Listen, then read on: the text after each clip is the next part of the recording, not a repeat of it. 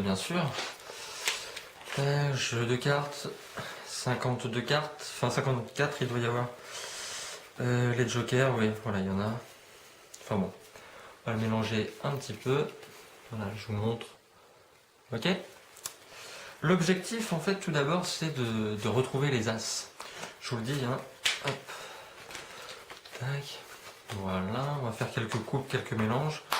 Mais en principe, tac, on va avoir un as.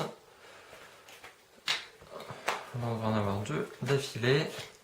Et enfin, le deuxième. On va mélanger encore un petit peu. Voilà, hop, c'est bon, impeccable.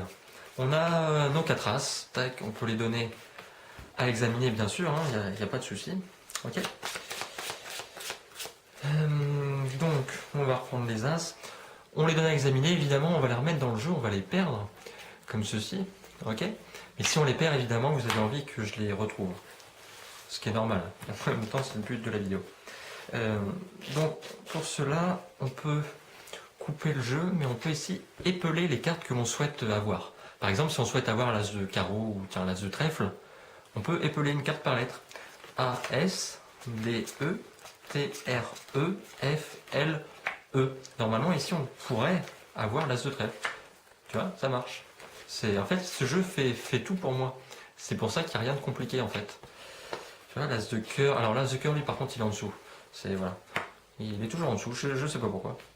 Donc on a retrouvé l'as de cœur, on peut mélanger comme ça, tu vois, et par exemple si on s'arrête quand on veut, le spectateur peut dire stop s'il veut, tac, on s'arrête ici, hop, on a l'as de pique.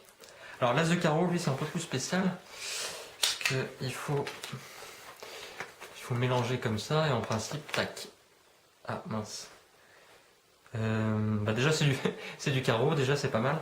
Non, alors ce qu'on peut faire par contre, on a épelé des cartes, mais on peut aussi épeler les chiffres qu'on a. Par exemple ici c'est un 7, le 7 de carreau, donc on peut épeler par exemple compter 1, 2, 3, 4, 5, 6, 7. Et si la 7ème est la bonne, bah ce serait pas mal, non?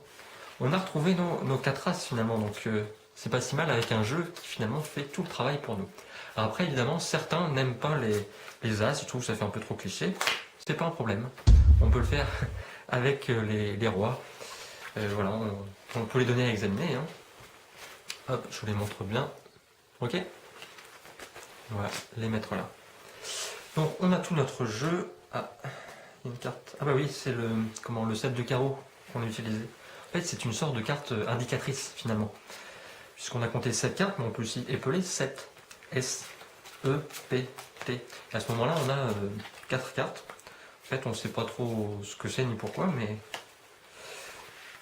Ah bah oui, voilà. Vous voyez, en fait, la carte indicatrice retrouve les as qu'on a perdus tout à l'heure. C'est pas mal, hein.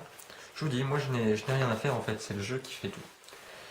Alors, tiens, ce qu'on peut faire à la limite, hop, puisque là je vois qu'on a un carré, ce qu'on peut faire, 1, 2 et 3, et on a nos 4, 7 qui reviennent ici, on a 3 quatuors, on a 3 carrés. Alors on peut, hop, on va tout remélanger, on va mettre ça à l'intérieur. Voilà. Bon, je mélange pas trop, enfin, voilà, on voit des rois, des 7, bon.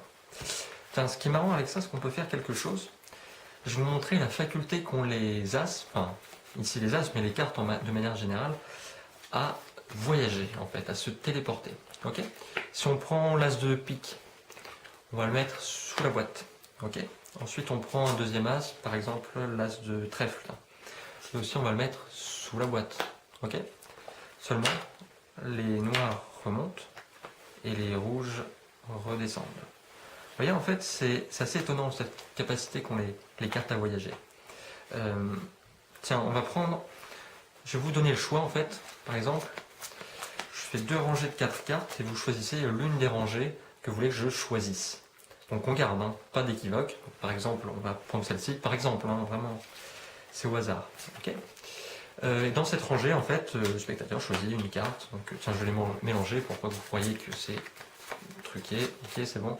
Allez, par exemple, celle-ci. Encore une fois, c'est vraiment le spectateur qui choisit. Hein. Il n'y a pas... Ok. Donc, on a choisi une carte ici. On va mélanger un peu les cartes, mais même si on s'en fiche. Et on demande au spectateur d'enlever une moitié du jeu. Hop, par exemple ce qu'il fait, voilà.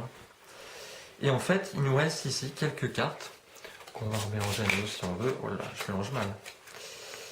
Et en fait, ces cartes, on va en faire 3 paquets. 3 paquets qui vont nous donner une indication sur cette carte que vous avez choisie. Ne regarde pas encore, hein, on garde le suspense, sentez qu'il y en ait. Voilà, on a 3 paquets ici, d'accord? Donc par exemple, si je regarde la première carte de ce paquet, c'est une dame, la dame de trèfle. Bon bah là au début on ne sait pas trop, ça peut être une carte noire, ça peut être une dame, ça peut être du trèfle, ça peut être pas mal de choses. Dame de trèfle. La première carte de ce paquet c'est... Ah bah tiens, c'est marrant, c'est une dame noire aussi, c'est une dame de pique. Ouais, c'est marrant. Et là donc on avait dame de trèfle, dame de pique, ouais c'est ça. Hein. Et là, ah oui, dame de cœur. Bon bah je pense que c'est vite vu, c'est la dame de carreau. Tac. Mince. Ah non, là c'est le 7 de trèfle.